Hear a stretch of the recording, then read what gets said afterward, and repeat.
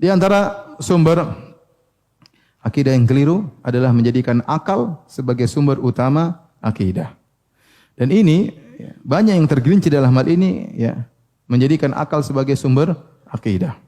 Di antaranya firqah-firqah yang menjadikan akal sebagai sumber akidah adalah Jahmiyah, kemudian Mu'tazilah, kemudian Asy'ariyah ya.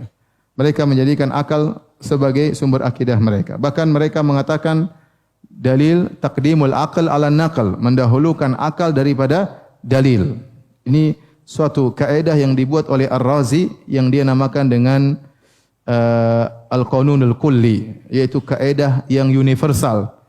Bahwasanya kaidah ini menyatakan kalau bertentangan antara akal dan dalil, maka didahulukan akal daripada dalil.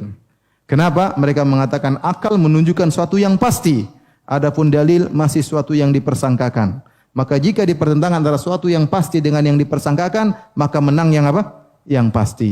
Ini diambil dari pemikiran filsafat, sehingga dengan akidah ini, dengan dalil ini menjadikan akal sebagai sumber akidah, akhirnya mereka banyak menolak atau mentakwil ayat-ayat sifat. Menolak dan mentakwil ayat-ayat sifat. Saya kasih contoh sederhana.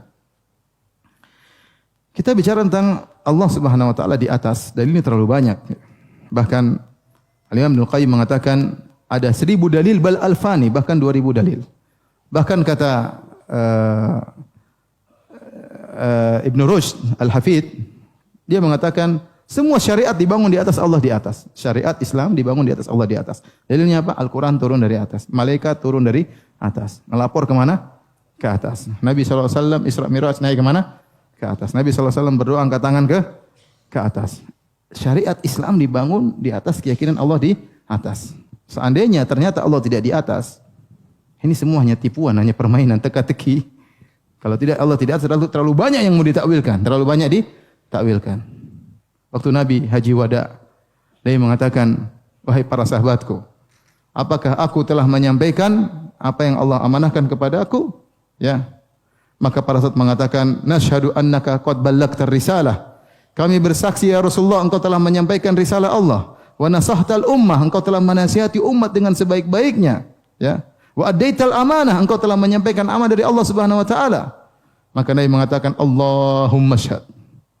Dia bilang, ya Allah, persaksikanlah mereka. Ya Allah, persaksikan apa? Mereka. Waktu bilang Allah, Nabi tunjuk ke mana? Ke atas. Ya. Kalau ternyata Allah tidak di atas, Nabi bercanda itu. Bercanda, ternyata Allah tidak di atas. Terlalu banyak dari Nabi berdoa, mengangkat kedua tangannya. Waktu Nabi SAW pindah ke Madinah, pingin kiblat dirubah dari Baitul Maqdis menuju ke Mekah, menuju Ka'bah, Nabi selalu lihat ke atas. Apa kata Allah? Qad nara taqalluba wajhika fis sama. Kami melihat wajahmu bolak-balik, lihat ke mana? Ke langit. Kenapa? Minta kepada Allah Subhanahu wa taala. Berdoa terlalu banyaklah kalau kita bicara dalil, dan setiap orang di dunia Islam semua meyakini Allah di atas, meskipun lisan mereka terkadang mengingkari.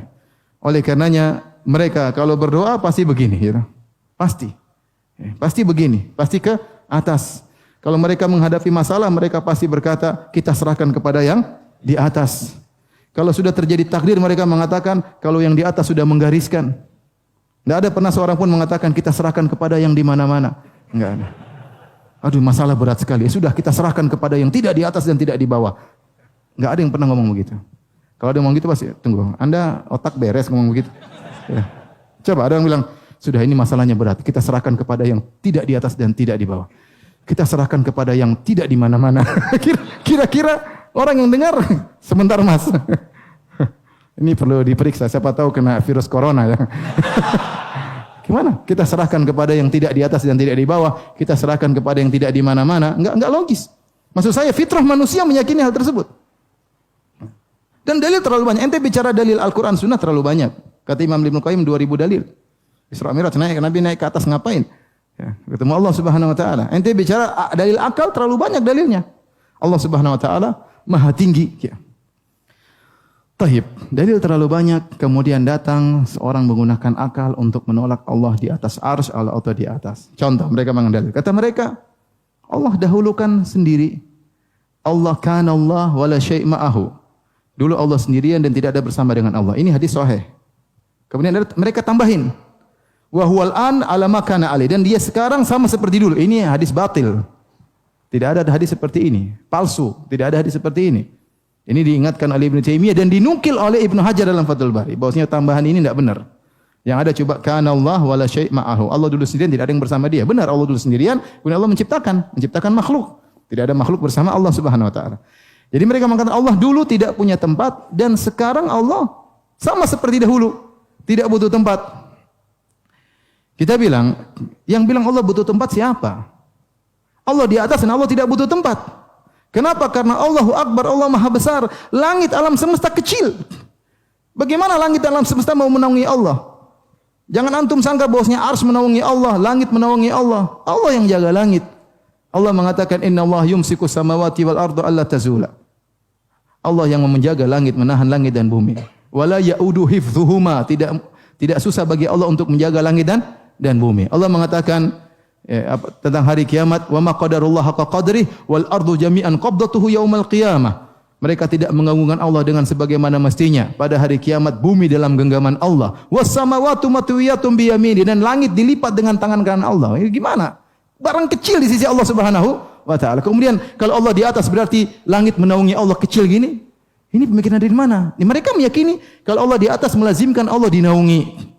Allah butuh tempat. Itu otak mereka. Itu otak mereka. Sehingga Ar-Razi dalam kitabnya As Taqdis mengatakan, seandainya Allah di atas arsy, berarti Allah butuh kepada arsy. Berarti arsy lebih besar daripada Allah. Seandainya arsy jatuh, Allah ikut jatuh. Ini logika dia, otak dia sampai sini, dan dia menamakan logika tersebut suatu kepastian. Perhatikan, suatu kepastian absolut. Otak mereka dikatakan sebagai absolut. Sementara yang lainnya dalil dikatakan apa? Dhanni, suatu yang relatif, yang tidak pasti. Ya. Bantahannya sangat mudah. Ya. Dia bilang logika Anda ini tidak mesti benar. Buktinya ada yang di atas lebih besar daripada yang di bawah, dan ada yang di atas tidak butuh kepada yang di bawah. Contohnya langit dan bumi. Langit dan bumi mana lebih di atas? Langit. Apa langit butuh kepada bumi?